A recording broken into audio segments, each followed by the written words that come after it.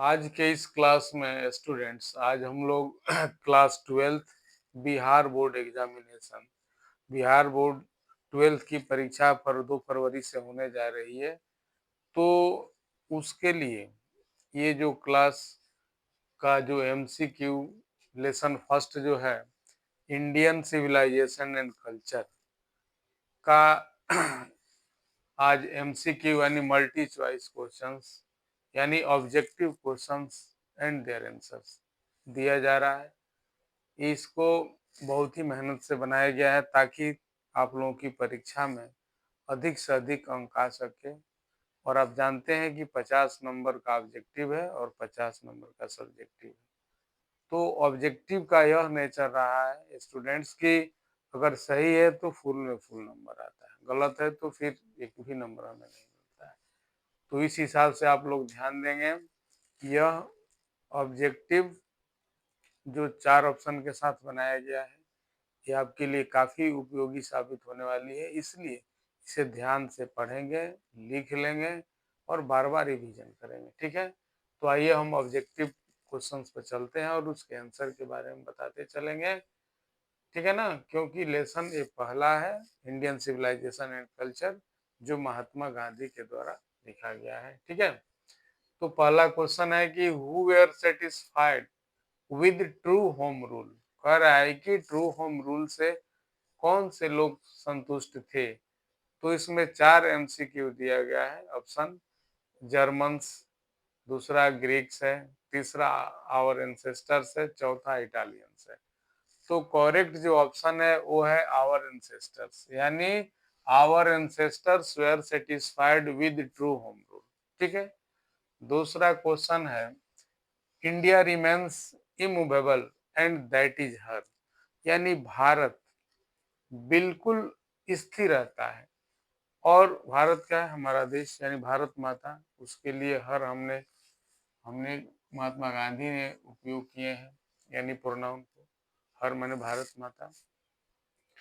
तो ऑप्शन हमारे पास है honesty, power, independence, glory.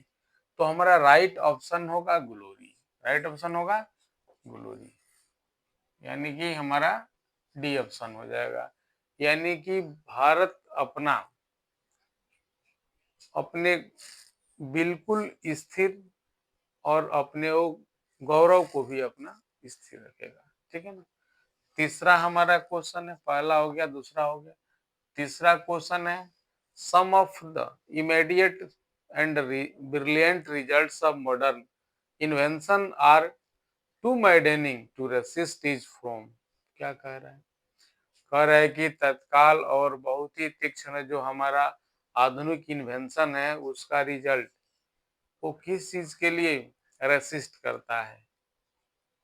A pinch of snuff, कि भारत इज माई होम, कि इंडियन सिविलाइजेशन एंड कल्चर, या द मैरिज प्रपोजल।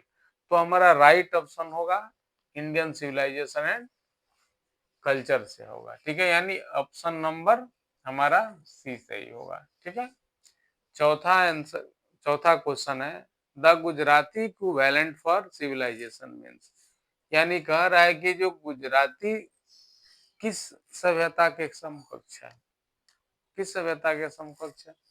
तो स्टूडेंट्स हम लोग जानेंगे, पहला ऑप्शन है गुड कंडक्ट, दूसरा ऑप्शन है बैड कंडक्ट, तीसरा ऑप्शन है डिलाइटफुल कंडक्ट, चौथा ऑप्शन है इंटेलिजेंट कंडक्ट।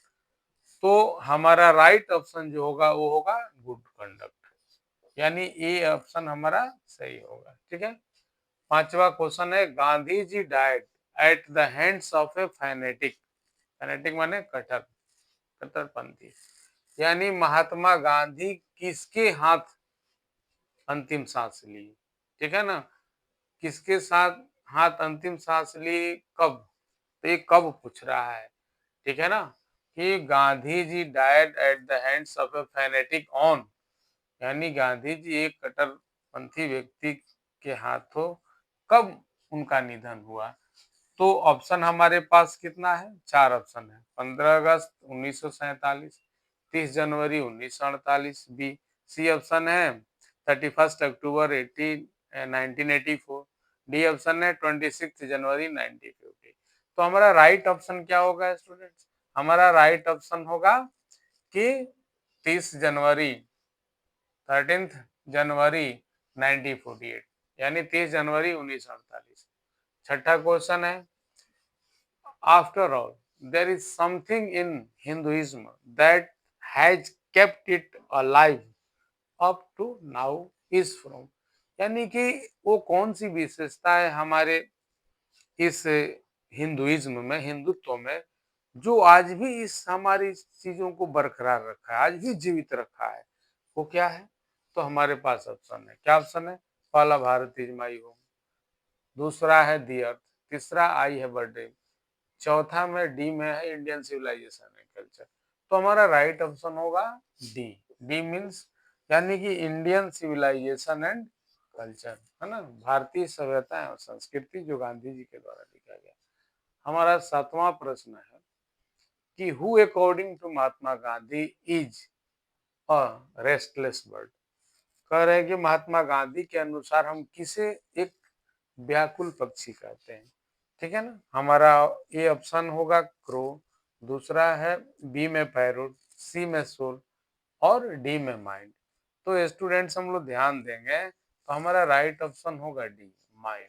ठीक है ना, माइंड को कहा गया है रेस्टलेस बर्ड, यानी कि the more it wants the more it gets the more it wants, जितना ही हमें मिलता है उतना ही हम उस चीज को पाते हैं। इसीलिए गांधी ने कहा कि mind is a restless bird. ठीक है, लास्ट हमारा आठवां जो क्वेश्चन है वो है कि who set a limit to our intelligence, यानी कि वो कौन से आदमी हैं जिन्होंने हमारी संलिप्तता को किसी चीज में इंडल्ज होने की सीमा को उन्होंने लिमिट कर दिया, यानी बांध दिया, एक खास सीमा में बांध दिए। ठीक है ना, तो आवर पीपल पहला ऑप्शन, बी ऑप्शन है आवर एंसेस्टर, सी में नोबडी, डी में आवर पेरेंट्स। तो हमारा राइट ऑप्शन होगा स्टूडेंट्स कि आवर एंसेस्टर्स, हमारे पूर्वज, यानी कि बी ऑप्शन हो जाएगा।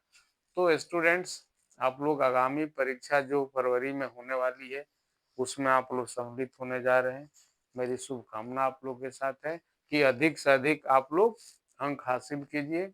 ये ऑब्जेक्टिव आप लोगों को काफी मदद करेगा और सहयोग करेगा आपको परीक्षा के अंक में स्कोर करने में।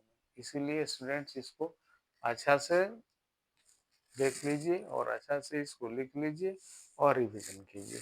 ठीक है, ओके।